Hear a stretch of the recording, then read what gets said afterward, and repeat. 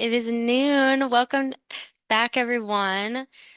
So today we're going to be going over data insights and reporting in Compass. Let me go ahead and get my screen shared with you. Hope you're all doing all right. Hope everything's going well for you. All righty. So data insights and reporting. So there's a couple different ways that we can do this in Compass. Um, First and foremost, we can go to our dashboard, since that's probably where what we're most familiar with, because we created our activity dashboard, and you're most likely working from this most of your days. Um, so on here, we can go ahead and build reports. So I already have a lead tracking dashboard. For you, I would have you go ahead and add dashboard if you don't have one already. And then I'm just going to hop into my lead dashboard here. So now that we're on this page, you're going to have a little plus sign over here, or you can go up here to add dashlet. And this is where you're going to build out your report. And there's a couple different ways you can look at the reporting. I'm going to go through the pipelines and look at or no, I'm not. I'm going to go through marketing and look at my leads, since this is my lead dashboard. And I'm just going to, as if I'm filtering, I'm just going to create the report step by step. And I'm going to choose my leads added by source.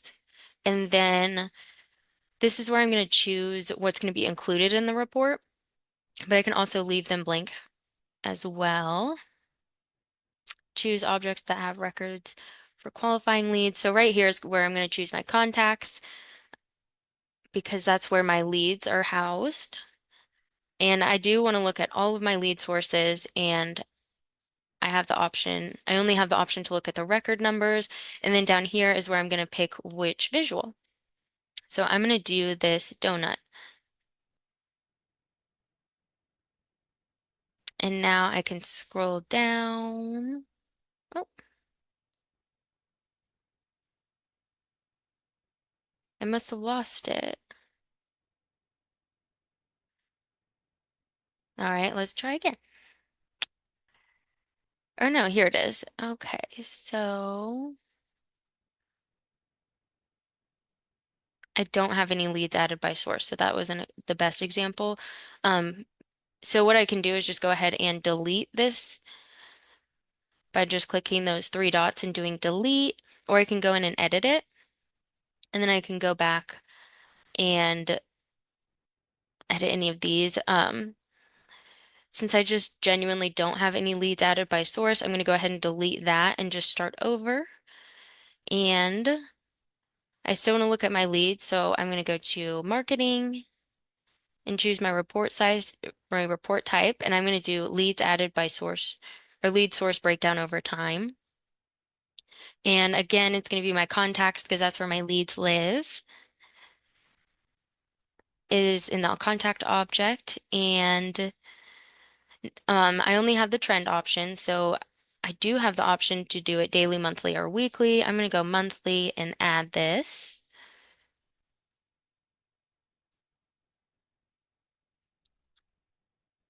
And this is it for monthly. So as I can see, I'm on May, and I have 7 site referrals, 1 direct traffic, 1 social, and then I have 9 total. So I can go in here and just look at that data.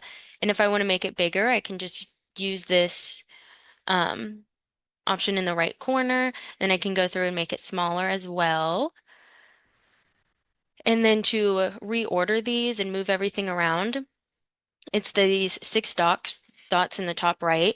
Um, you've also seen these 6 dots when you're customizing your toolbar, or yeah, just when you're customizing your toolbar, or your quick filters is another one. Um, so when you hover over the 6 dots, you get the little grab icon, and now I can click and drag and reorder everything. And while we're on here, let's go ahead and look at the other reporting you can do. So I can go through my pipelines and create report on my policies, or I can break down my carriers. Um, so I can do those as well using my dashboards, but I will say that there is a better place that is we'll get to in just a second. Um, so before we leave our dashboards, you also have this pre-made email marketing hub, and this helps you track all of the um, emails that you send out, if they are, you know, a good investment of your time, or which ones did really good and what you should do again, which ones didn't do so great, and you can kind of make adjustments and see if you can get a little bit better response. So on here, I have again all my emails that I sent out. If I want to narrow it down to just my dental, vision, and hearing email, I can click that, and it looks like I didn't actually send it to anyone, which I have a lot of sample data, so that's why some of this isn't the best. But my happy spring, so I can see that I sent it to 13 people and they all opened it. So that's pretty awesome. And then I would also, so if I had a link or a form in there, it would also let me know if I had, if anything was opened or taken out of the email, or if they replied. So this is awesome as well. Alrighty. Does anybody have questions over the dashboard reporting and all that good stuff? All right. Looks like we're good to go. So I will keep moving on. So you can build out most any report in your dashboards. You can create as many dashboards as you want and put as many reports on them as you want. Those are great. And then you can also go into your objects, which are your contacts, your policies, your enrollments, carriers. You can go into those objects and you have chart options. So let's go to our contacts, because again, we are very familiar with this at this point in our training. So up here at the top, I am on the table view, but I do have the option to have a chart view. So in this chart view, again, I can create as many dashboards as I'd like with as many charts as I'd like. And it's the same as the dashboards. I'm just going to go ahead and click on the plus sign to add the chart, or I can click up here and add chart, either way. And I'm just going to filter down my report to exactly what I'm looking for. So let's do a pivot table. Oh no, I changed my mind. Let's do something simpler. Um, let's do a field metric. So let's actually just create a graph of our client status. That's a good one. And I'll do a bar graph for this one, and I'm going to add it. So most of my clients are active. I have 109 active clients. I have 10 new leads, 7 qualified leads, 3 appointments are set, 2 disqualified, 1 previous client, and 0 deceased, which I believe that's an option I added. So if you don't have that option, and you do want it, feel free to give me a call and I can help you add options. Again, I can resize and move these around as well. Um, and let's go in and look at a table this time. So if I'm looking at a table, again, I have those drag and drop options. It looks the exact same, or I can just go ahead and add it to the bottom. So I'll add that to the bottom, and then I'm going to add, and now I have this table with different headers on here where I still have access to all of my clients.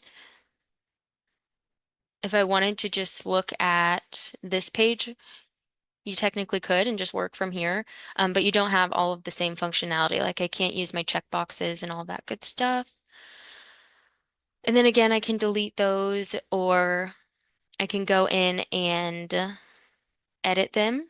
So I want to change this to a donut and the number field, which I actually don't want to do a number field. I just want to do the number count.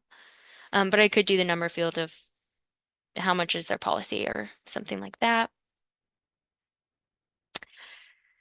Alrighty, so before we move on, I do want to point out a couple more things. So I can go through and filter this page the same way I can go through and filter my list of contacts. I can use the quick filters or the in-depth filters. If I'm in chart view, I can do the same. And when I flip back and forth, the filters will follow me. So let's look at an example. Let's look at our Anthem carriers only or Anthem policies only. It's 10 contracts, 9 of them are active, and 1 I have an appointment set for them. And then if I go over here to chart view or to the table view, I'm still filtered. So I would just keep that in mind if or when you're switching between the two pages. And to get rid of all the filters, I would just click the X next to the quick filter, or if I'm in this in-depth filter, I can do clear all filters. Say you have a quick filter on and you want to just look at one of your contact groups. I can keep my quick filter on and then find my 65 and over clients and filter that way. And again, if I go over to my chart view, then again, I am only seeing those 5 records that meet both filter criteria. So I have 5, or I'm sorry, I have 4 active, 1 appointment set. And then I can go up here and do clear all filters. If I clear all filters from this button, it will also clear my quick filters as well. If I click the X on my quick filters, it will only clear the quick filters. So I feel like that was kind of confusing. So if I do clear all filters, it takes all of the filters off. And then if I were to put those back on and click the X next to the quick filter, it's only going to filter that, or it's only going to take off the quick filters and you're still in your 65 and over group. So I would just keep that in mind. Alrighty. I'm going to make sure we don't have any questions before I jump off of this page. Looks like we're doing all right, so I'll just go ahead and keep moving along. So I went ahead and put my policies in my toolbar. If you haven't put the policies on your toolbar, you can go to Platform, Custom Objects, and then you have this Policies option. You can click either one. All right, and in here, I have my table view, which is what I'm looking at now. And then I have the chart view, which is what we just went over in our contacts. It works the exact same. I'm just going to add the chart, filter through to find the report I would like, and then I can move them around and make them bigger. I can filter, and again, those will apply to both the table and the chart. But as you can see, I have an extra view option here on my policies, which is very exciting. So let's go over to this board view. So this is where it's kind of a convent board, so I can see exactly which stage they're in more in buckets, and it looks more like a timeline. Say I know that Jill Doe's Medicare Advantage just went active. I can go ahead and move her into enrolled, and it will automatically update the status of that policy. So if I go into the policy, it changed the stage to enrolled. So that's a quick, easy way to go through and update any policies that you don't have with Gordon Marketing. But again, if you have them with Gordon Marketing, it'll just go ahead and do all that automatically. And again, the filters do work for this section as well. So I can go through and find just my senior business, and then I can take that off and it brought back those clients in here. So And let's see. So if I have my convent board filtered and then I switch over to tables, the quick filters do follow me. So across all these views, your filters will follow you. So just keep it in mind. Yes. So do we have any questions about that? Okay. Looks like we're doing all right. I am going to go back over to the chart view. And one thing that I um, didn't show you guys too much in depth is all the different chart groups you can do in managing your chart groups. So if I go into manage my chart groups, I can still add them here as well. And then I have the option to go over here and edit, hide, duplicate, or delete this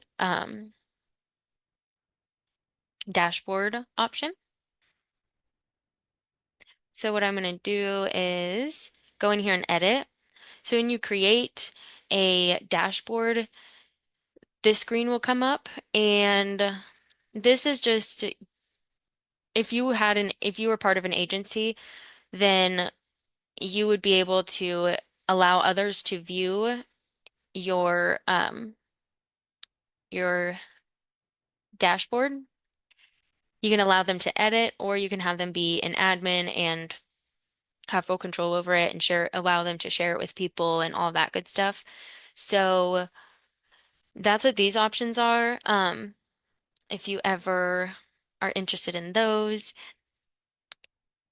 And then, yes. So do we have any questions about that? I just want to make sure um, that everybody's picking up what I'm putting down.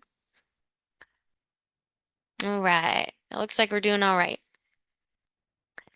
And as you can see, you can also filter the chart itself.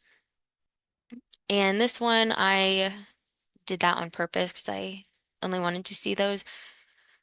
But I can go in and filter these charts by myself. So let's go, or on their own. So let's go to one where there's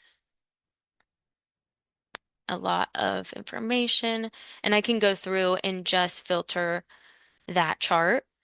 And it doesn't look like my contact groups follow me. So what I'll do is go into custom filters and filter down to my target audience that I'm looking for. When you start filtering in Compass, you you have all of these options. So you have automations, fields, forms, lead sources, related object. All of these are where you would start. Say you want to filter from something on the contact record, you're going to choose fields, or I'm sorry, on the policy record, since we are on our policy object. And so then I can go here and filter by product type. And I want to find any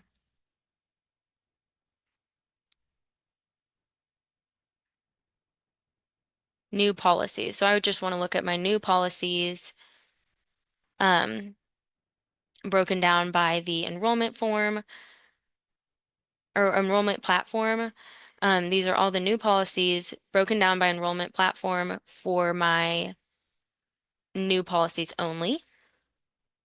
And then to take that filter off, I can go back into filter, clear all filters, save, and the filter's taken back off. All right, it looks like everybody's good to go there. So those were my main points that I wanted to hit on for the data and reporting. Does anybody have any questions? Is there a specific report type that you would like to see? We've talked a lot about filters, so I just want to go through it, and I'm going to go to our contacts because that's where you're going to be filtering the most often. And I'm just going to go through these filter options really quick. So again, automations, fields, forms, interactions, and then the related objects. So if you're ever wondering what's one of these is, or a lot of times I just troubleshoot it. So the easiest and quickest way is to just go ahead and click on forms and look at your options. And I can say, oh, I I didn't mean forms, I meant fields. And then I can look at my options and say, let's find everyone who is 65 and older. And then I'm just going to go ahead and put in 1960, apply that filter. And I have 36 clients that are 65 and over. So just step by step going through and finding whatever you're looking for. So another example, we have a place for an RX list, which is just like a free text note box on the client record. And then we also have the box for their drugs that comes straight from the enrollment tool. So if I go to my RX list, I'm going to look for contains any of, and I only have the AB options because I don't use my RX list. I save everything under the drugs. So I can just go back over and select a different field and then contains any of, and I want to find Eliquis and the expensive medications or just Eliquis, apply that filter, and I can find those 8 clients. And then again, if I want to save that group, I can just give it a name and create new group. But that's just kind of an example of how you can trial and error. You can't break anything with the filters. The best thing I recommend is to just play around with them. So let's go back over and look at the related objects. So as you can see, I can choose like a related, um, like a spouse or another contact that's a related record, or I can go down here and look at the pharmacies, providers, drugs, enrollments, policies, um, saved sessions. Those are from Sunfire. And the contact for carrier. I want to look at the policies though. That is in any groups, which again, I think those aren't really going to get me anywhere I want to be. So I'm going to do has filters. And then I'm going to go through and let's find anyone who has a scheduled activity scheduled at any time, apply that filter, which maybe that's not the best idea. Let's go who has the, so I went to policies, has filters, and now I'm filtering by the fields on the policy. So I'm on my contact records and I'm filtering by their policy fields to see what product they have. And I'm going to select contains any of because I want to find anyone that doesn't have any sort of life insurance, final expense, whether it's term, whole life, um, and those are my only options. So I can go ahead and apply that and apply this filter. And I have 3 clients who do have a final expense or a life policy because I selected contains any of. Um, and as I can see, because the light bulb went off, I was like, I shouldn't have very many. So life and annuity, or I'm sorry, just life contracts. So I knew, maybe I should take a look again, and I filtered contains any of. So instead, I want to find contains none of, and then I'll go back in and select the final expense and the life options, apply, and then I'm going to click apply filter, and I have 19 contacts that don't have any, that don't have a policy for life or final expense. So maybe I can go ahead and start an automation for life insurance on them. And hopefully they are interested and will reach back out to me. So I just started my campaign on them and they'll start getting those emails. Hopefully I can go ahead and cross-sell them a life policy or a final expense or something of that sort. And it doesn't look like we have any questions. But that's about all I have for you today. I went over a lot, so just to do a quick recap before we go, dashboards are one place where you can build out your charts and reports. Then you can also go into the contacts, policies, carriers, and change your view to the chart view. But again, keep in mind that your filters do follow you from one view to the next. And then we also talked about filtering and what all of those mean, since we're going to be doing a little bit of that as well. So again, I don't have any questions, but I hope you all have a great day. Next week on Tuesday, we're going to be doing a best practices, so kind of putting everything together and all that good stuff. So definitely be there for that. And if you need anything in the meantime, definitely reach out. I hope you all have a great day and a good weekend. We will see you on Tuesday.